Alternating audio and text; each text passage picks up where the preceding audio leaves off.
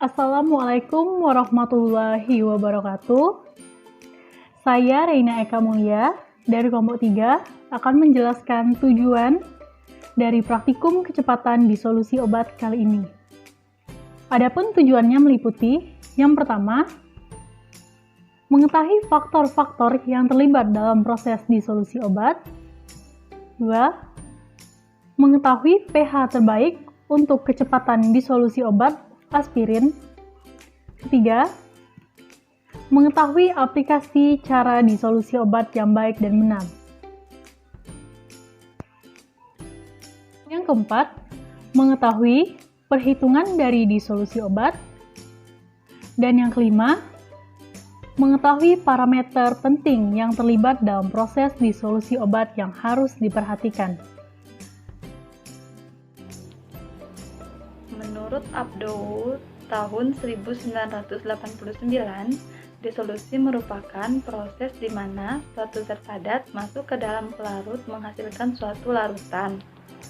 Laju pelarutan obat dalam cairan saluran cerna merupakan salah satu tahapan penentu absorpsi sistemik suatu obat.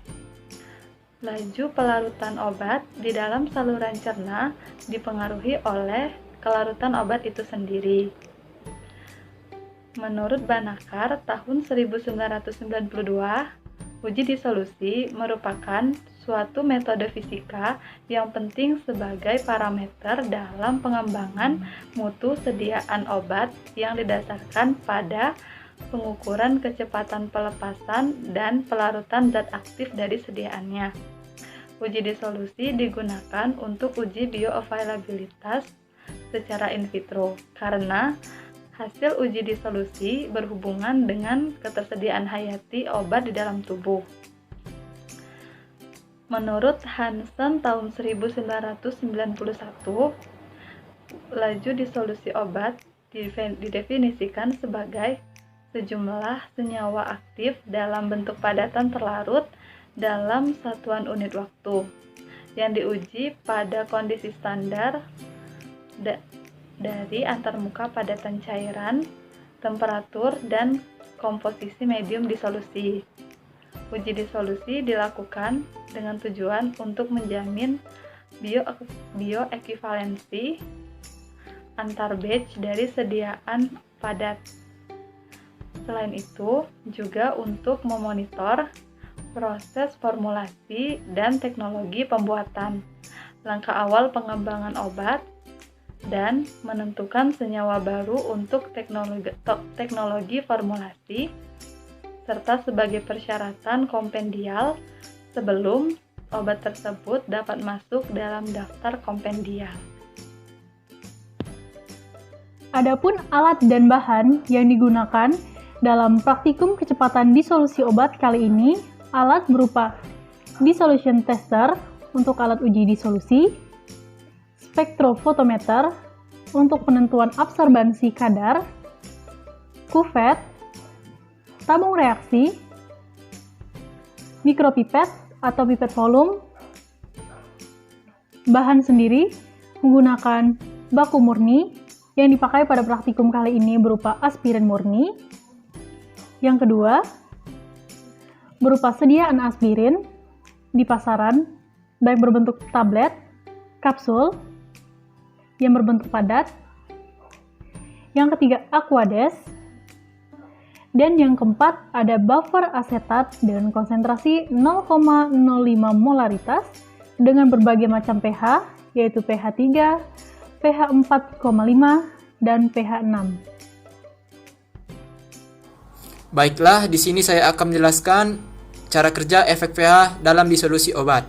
Pertama, tablet aspirin dalam alat uji disolusi pedal rendam dalam bejana dan dilakukan pengambilan atau pengujian dengan kecepatan 50 rpm, suhu 30 derajat Celcius dalam 500 ml buffer asetat atau 0,0 molaritas dengan pH 3, 4,5 dan 6. Kemudian diambil 1 mili sampel tiap waktu ke-5, 10, 15, 20, 25, dan 30 menit.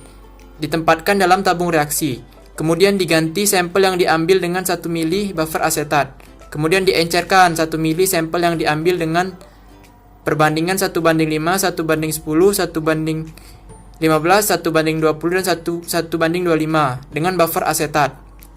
Kemudian dibuat absorbansi sampel yang diencerkan pada gelombang 265 nanometer menggunakan buffer asetat sebagai belangko. Kemudian dihitung konsentrasi obat yang dilepaskan dan gunakan 0,036 sebagai nilai E. Dan dibuat kurva disolusi dan ditentukan waktu yang dibutuhkan 80% obat untuk terlepas dalam larutan. Perkenalkan, nama saya Hana Novitasari, Burpakpahan dari Farmasi 2018B, kelompok Biofar 3.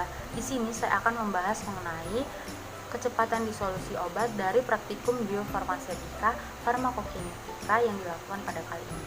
Praktikum biofarmasetika dan farmakokinetika kali ini melakukan percobaan mengenai kecepatan disolusi obat. Percobaan kali ini dilakukan uji laju disolusi terhadap tablet paracetamol.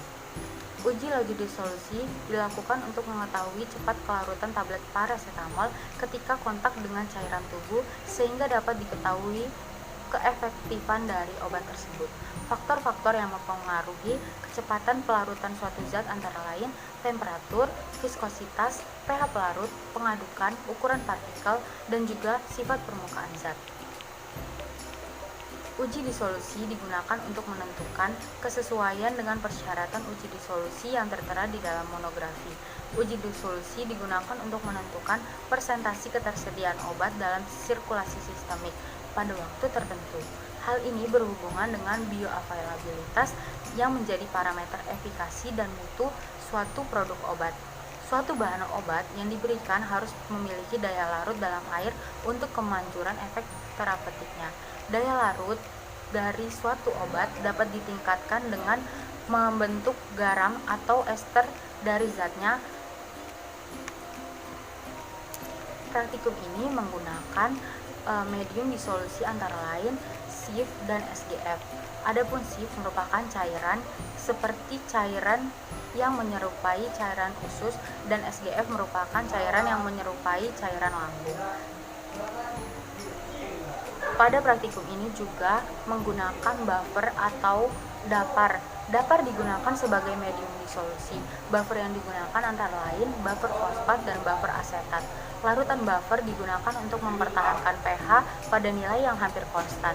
Buffer asetat termasuk ke dalam buffer asam dan buffer fosfat termasuk buffer basah. Alat yang digunakan pada praktikum ini antara lain alat uji disolusi, spektrofotometer, water bath dengan pengatur suhu, gelas beker, tabung reaksi, pipet volume, mikropipet, kuvet, dan stopwatch. Kesimpulan pada praktikum biofar kali ini mengenai tentang disolusi obat dapat disimpulkan bahwa kecepatan disolusi berdasarkan pH tergantung pH zat aktif yang digunakan. Jika zat aktif yang digunakan bersifat asam lemah, maka akan didisolusi pada pH basah. Maka sebaliknya, jika zat aktif basah lemah, maka akan terdisolusi pada pH asam. Untuk hasil yang didapat bahwa seharusnya pH yang didapat tertinggi pada pH 6, pH 4,5 dan terendah pada pH 3. Terima kasih.